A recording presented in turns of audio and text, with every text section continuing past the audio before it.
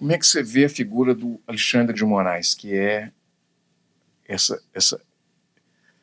Eu acho que se tem um baluarte da democracia hoje, segurou essa peteca toda, que os ataques foram muito fortes e são concatenados dentro do processo de guerra híbrida mesmo, que vai virando ali, cada hora é um ministro, uma hora foi o Barroso, outra hora foi não sei quem, outra hora foi o Gilmar, e depois concentrou no Alexandre porque ele assumiu o TSE e a relatoria dos casos. Então, como é que você vê a figura dele como um jurista e também como um ministro ali técnico do STF? O Alexandre de Moraes, eu já o conheço como doutrinador muito antes dele ser ministro supremo, já o conhecia mesmo antes dele ser secretário da Justiça do Estado de São Paulo. Ele é um cara conservador. Eu acho que é importante a gente lembrar que o Alexandre de Moraes não é um jurista progressista, tá certo? Ele não é um Celso de Mello, por exemplo, o ministro Celso de Mello foi, que era uma pessoa com posições progressistas com relação a temas como aborto, união afetiva, etc. O Alexandre de Moraes é um cara conservador. E nem sempre eu concordo com ele mesmo, não. Inclusive, antes mesmo dele ser ministro, eu tinha uma série de reservas com relação a posições que eu acho que eram leituras conservadoras da Constituição.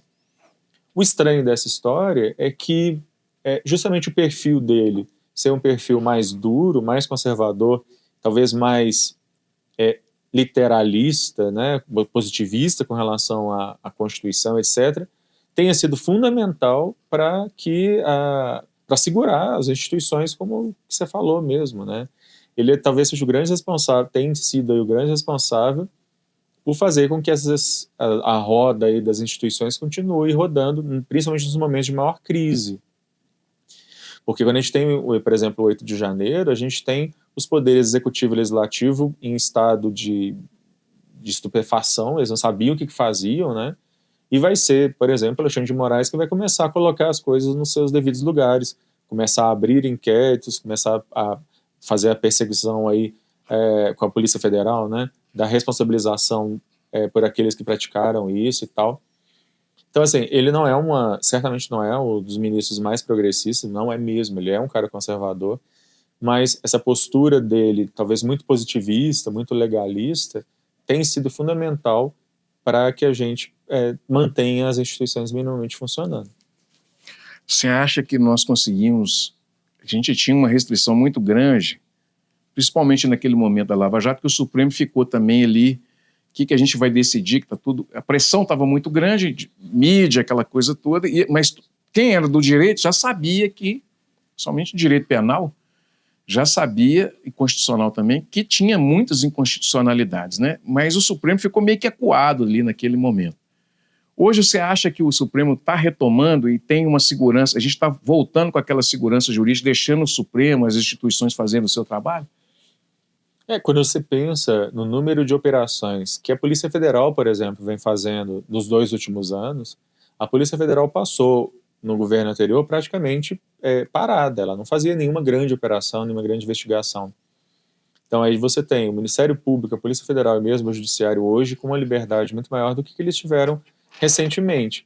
O Supremo Tribunal Federal foi um órgão foi um órgão fundamental, por exemplo, na época da Covid, para dar aí a chancela de que governadores e prefeitos podiam impor, por exemplo, o lockdown, né?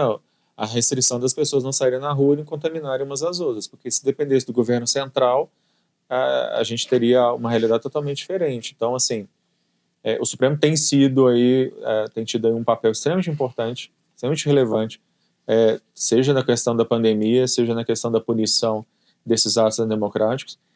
Acho que um país que não fez justiça de transição, porque infelizmente o próprio Supremo lá atrás falou que a lei de anistia anistiava, inclusive, os torturadores, né? Mas que agora, desde então, vem tomando posições bastante interessantes eu acho que o julgamento dos culpados pelo 8 de janeiro ele é um marco extremamente importante para a gente dizer esse tipo de coisa não cabe numa democracia, né? Esse tipo de violação das instituições não cabe numa democracia. Isso é algo que, do ponto de vista do direito, da memória do direito, é algo extremamente importante.